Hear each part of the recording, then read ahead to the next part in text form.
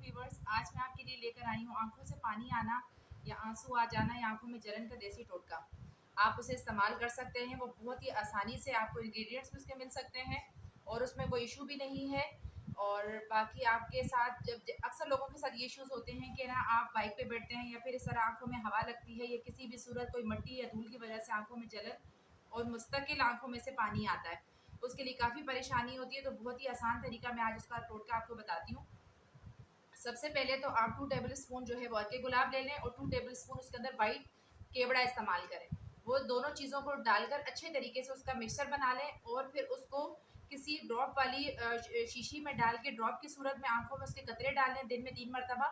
या फिर आप उसको कॉटन उसके अंदर से भिगोकर आंखों में अच्छे तरीके से उसकी सफाई करें।